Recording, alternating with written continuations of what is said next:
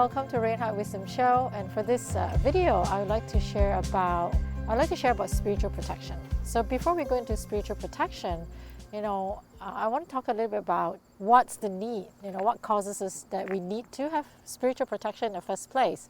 I'm not sure if you have wondered about this, but I have. I've wondered about, are there entities? People might call them ghosts, but I call them entities.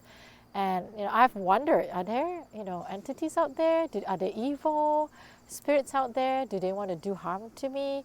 And what's the reason? Why do they want to stay in my body? What's the purpose of that? And are they real? I had all these questions before, and so part of this video, I'll be sharing with you what I've learned about entities. So entities, what are they? Well, they are real. Now, how can I confirm that? I can't, but if you've watched some paranormal show, maybe you could. I have quite a few friends and sisters who've actually dealt with them. I myself, whilst growing spiritually, has also learned how to deal with them. They kind of came into my realm. I remember the first time when one of them showed up, I was actually taking a sound healing class, and he seems like a gentleman that was dressed probably in the 1800s. He was in his army soldier uniform, and he showed up in my bedroom, and for a moment I was wondering, like, am I making this up? Is this real? Did this entity show up right now? And I kept saying, go away, don't show up, run, I don't want to see you. But what I got a sense, he came to me because he wanted help, and I didn't know how to help him. That was the beginning of my experience of that realm. When I started to be able to see, across the veil, to see the unseen. And it took me a while. Initially, I was afraid, to be honest. I was really afraid because of how I grew up and what people talked about. What are they like? And, of course, many years I've denied they're not real. And then when they keep appearing in my life, in my reality, I started learning more about it. And I'm grateful I got to, I've got teachers around me who could teach me about this. And I came to understand, they are just like us, but they just don't have a bodysuit. They don't have this physical being. That's it. They are often questioned too, so why are they hanging around? Well, it depends. It depends what happened to them. So one of them is if they had a very traumatic death, they had a very sudden death, sometimes they don't even realize they actually lost their body. They actually thought they're still living. That's what happens, and that's the reason they're around here. And also because of perhaps their very traumatic death, they had unfinished business in their life, their physical life. So they kind of hang around because they wanted to complete their unfinished business.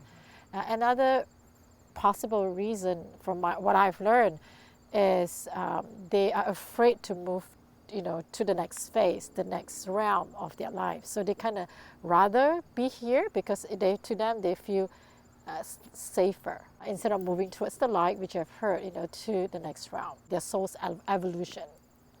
So what are the reasons they want to be attached to a physical person? It's because they want to continue to experience what it is like to be human. And because they don't have the bodysuit, they attach themselves to someone who has a physical body. And typically, they attach also to individuals who have similar vibrational energy as them. So, for example, because this entity has unfinished business, maybe it has a lot of anger in them. And if someone who in the physical realm also have that similar, very intense rage energy, the tendency for them to attach to those individuals are definitely way higher. So low vibration, basically, because again, we're all energies. For example, emotion, I was talking about anger. Different emotion has different vibrational energy. Some are lower and some are higher. Like joy is actually a very high vibrational energy, right? So it's not good or bad, it's just different levels of vibrational energy.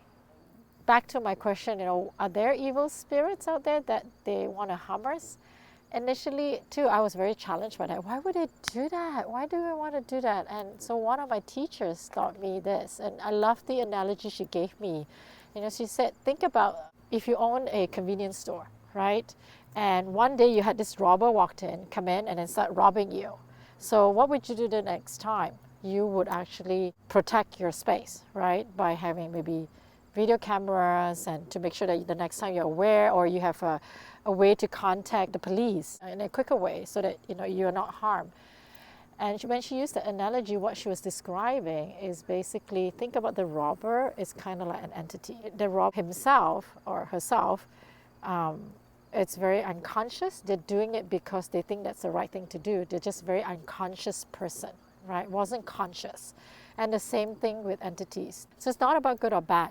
Some of us are more conscious and some of us are not so conscious about how we are and who we are. And that's what happens. Most of the entities that I work with, they range from, I've seen a little boy to elderly to, just different. And, most of them are not malicious. A lot of them that I've experienced want to move on to the next realm. They want to go back to the light, right? Go back to source. And some of them are just afraid.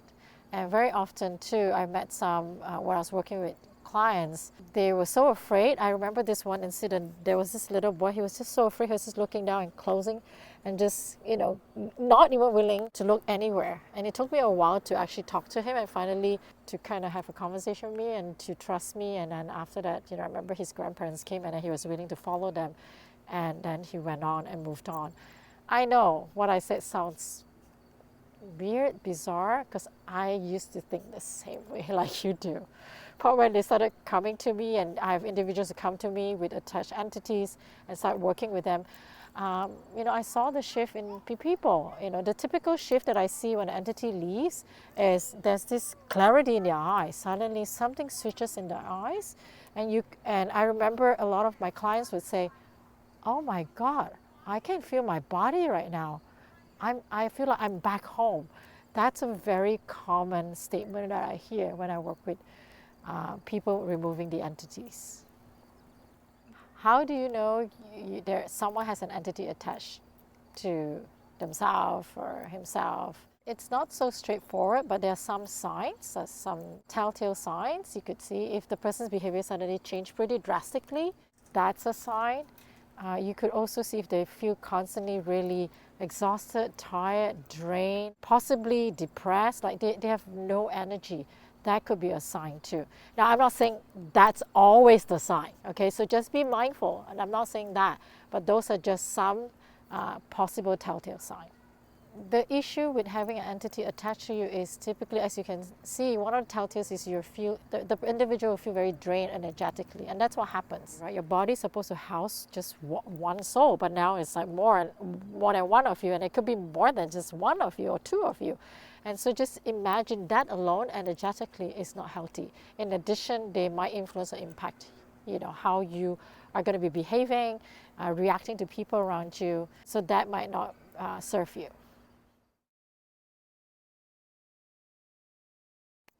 So what are some of the ways you can protect yourself?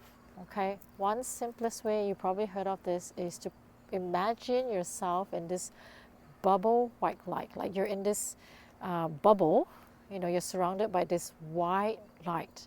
And white actually is a protection light. So, just visualize yourself every day being protected by this white bubble light. Like for me, every morning, I actually have 3 layers of lights that's protecting me. My ritual has gone a bit more and more intense right now because it's just the amount of work that I do. So the second thing you could do is you could use essential oils, right? Different essences, again, they have different vibration. Rose is the highest vibration of all. This is actually tested. And so rose is a great essence to protect yourself. Frankincense is another one that I use every day. So you could use essential oils as well. Another thing you could do is crystals. Crystals, again, remember everything is vibrational, so different crystals have different vibration. And there are some of them who are really good at protection. So clear quartz is one. I use a lot of amethyst for myself. I do use fluorite. Basically, fluorite also clears negative energy at the same time. So, most important thing when you're picking crystals, first of all, study which are the crystals that are good for protection, for what you're going through. Yet when you're in a store or you're picking one out, just listen to intuition. You know, that's how I pick my crystal most of the time. Trust your intuition. Another way to protect yourself is through sacred geometry. Once again, they all have vibration. Different shapes vibrate differently, so you could use sacred geometry as a way to protect yourself. So you might want to wear a pendant as a sacred geometry. I visualize it around me in my home. I actually visualize them in my home when I do protection grid for my home. So that could be one way, is sacred geometry. There are also amulets, if you believe in amulets, right? Talismans. I know when I was a kid, as a child, because of just my parents' tradition, we grew up with talismans. So if you believe in that, talisman could be one way. I've been given several threads that's been prayed over, and so I wear them as protection too. So prayer is a great form to ask for protection, right? So pray to whoever you believe in, you know, if the divine, God, Great Spirit, and pray for protection. You could also use salt as a way to protect yourself, your energy space. What has happened is, you know, years ago, I was given this dream and I was told to use salt. And at that time, I had no prior knowledge or understanding about it.